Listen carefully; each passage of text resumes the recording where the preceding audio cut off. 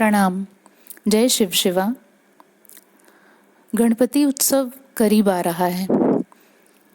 इस बार गणेश चतुर्थी 10 सितंबर के दिन पड़ रहा है और हम सब बहुत बेसब्री से गणपति के आने की प्रतीक्षा कर रहे हैं। तो इस बीच मैंने सोचा क्यों ना आपको एक ऐसा दिव्य परंतु सरल उपाय बताया जाए जिसकी मदद से आप अपने घर में अपनी संतान, छोटे बच्चों और विद्यार्थियों को ज्ञान, बुद्धि और विवेक का वरदान प्राप्त हो सके। तो यह प्रयोग बहुत ही सरल है, परंतु इसका प्रभाव अद्भुत है। देखिए, गणपति विघ्नहर्ता माने जाते हैं। कहने का तात्पर्य वो एक ऐसे देव हैं जो इस संसार में और मानव जीवन में घट रहे सभी प्रकार के विघ्न, बाधाओं और अमंगलकारी घटनाओं को दूर करते हैं।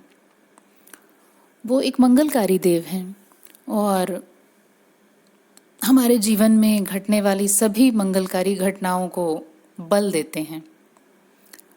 और यही तो कारण है कि हम कोई भी विशेष कार्य प्रारंभ करने के पूर्व उनका नाम लेते हैं। कोई भी पूजन या साधना करने के पूर्व उनका ही नाम लेने का विधान है। तो गणपति के उस उपाय की हम बात करते हैं जिसे आप इस गणेश चतुर्थी पर यदि करें तो आपको ज्ञान, बुद्धि और विवेक का वरदान गणपति से प्राप्त होगा। तो गणेश चतुर्थी के दिन आप जल्दी उठकर अपने पूजा कक्ष की अच्छी प्रकार से सफाई कर लें, उसमें गंगा जल छिड़कें और फिर स्वयं स्नान करके पीले वस्त्र धारण करें। फिर एक साफ बर्तन में गेहूं का आटा लेकर उसमें थोड़ा सा हल्दी का पाउडर डालें और गंगा जल की सहायता से उस आटे को आप गूंद करके तैयार कर लें। उसके बाद पूरी श्रद्धा भाव से, पूरी समर्पित और प्रेम का भाव अपने मन में लाते हुए, ऐसे जैसे कि आप गणपति से बहुत प्रेम प्रदर्शित कर रहे हैं और आप उनको पूरे प्रेम की उसी भावना के साथ अपने घर आमंत्रित कर रहे हैं, ऐसी शुद्ध भावना के साथ आप गणपति के एक छोटे विग्रह का निर्माण करें और उस गूंदे हुए आटे से आप जो विग्रह तैयार करें उसमें ध्यान आपको यह रखना है कि वह आपकी हथेली से ज़्यादा बड़ा नहीं होना चाहिए। और ऐसे विग्रह को फिर आप अपने पूजा स्थल में स्थापित करें, विधि विधान पूर्वक उनका पूजन करें। धूप, दीप, नैवेद्य, पुष्प आदि से उनका स्वागत, सत्कार और पूजन करें। और उसके बाद यदि संभव हो तो यह पूजन आप अपने बच्चे से ही कराएं। देखिए, हमारी सनातन संस्कृति के जो मूल्य हैं और हमारी सनातन संस्कृति का जो उच्च स्तर का ज्ञान है, उसे हम अगली पीढ़ी में पूर्णता के साथ तभी स्थापित कर पाएंगे जब इन छोटे छोटे क्रियाकलापों में हम अपने बच्चों को भी शामिल करें। तो अगर आपके बच्चे बहुत छोटे नहीं हैं तो यह प्रयोग आप उनसे ही करवाएं, और अगर बच्चे बहुत छोटे हैं तो उनके स्थान पर उनके माता पिता भी इस प्रयोग को कर सकते हैं। तो उसके बाद फिर आप अपने बच्चे को बोलें कि वो साबुत हल्दी का टुकड़ा और साबुत धनिये का टुकड़ा, ये दो चीज़ें आपको अर्पण करनी है गणपति के विग्रह को, और पूरी शुद्ध भावना से अर्पित करते हुए वो गणपति से बुद्धि, ज्ञान और विवेक के लिए प्रार्थना करें, वरदान मांगें।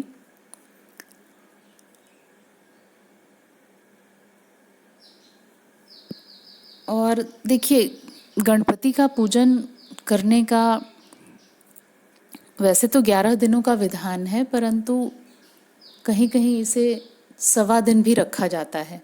तो आप अपनी क्षमता और सुविधा के अनुसार कर सकते हैं, क्योंकि इसमें आपको नियम निष्ठा से उनका प्रत्येक दिन पूजन, भोग लगाना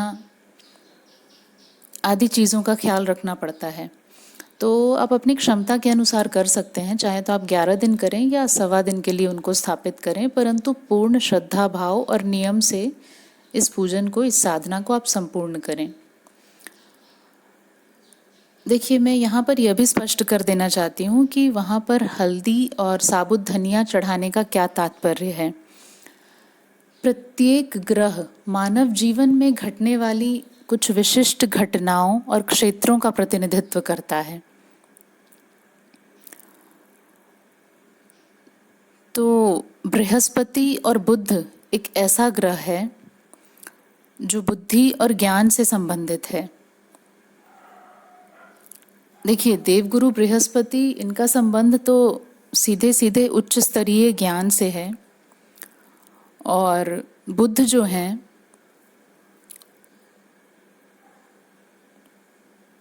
वह संवाद, साहित्य, वाणी और विद्या बुद्धि से संबंधित देव हैं। तो इस प्रयोग के द्वारा हम इन दो ग्रहों को मजबूती प्रदान करेंगे, और प्रत्येक ग्रह का एक कारक तत्व होता है। तो यहाँ पर हमने हल्दी और धनिया को लिया है। तो हल्दी जो है वो बृहस्पति ग्रह का कारक तत्व है, और उसी प्रकार धनिया बुध का कारक तत्व माना जाता है।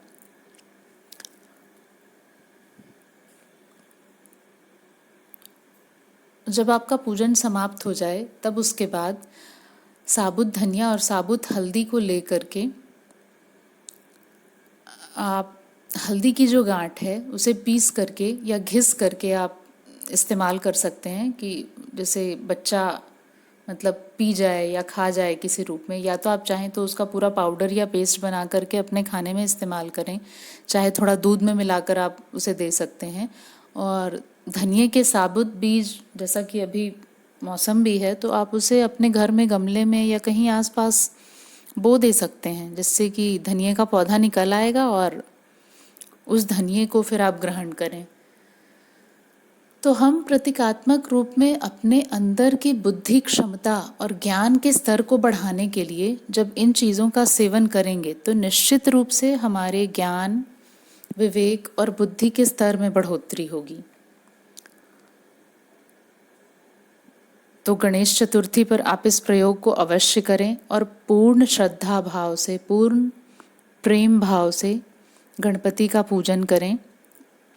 और अगर आपको मेरा ये वीडियो पसंद आया हो तो वीडियो को लाइक, शेयर ज़रूर करें और मेरे चैनल को सब्सक्राइब करें, ताकि आने वाले सभी वीडियोस की जानकारी समय पर आपको मिल सके।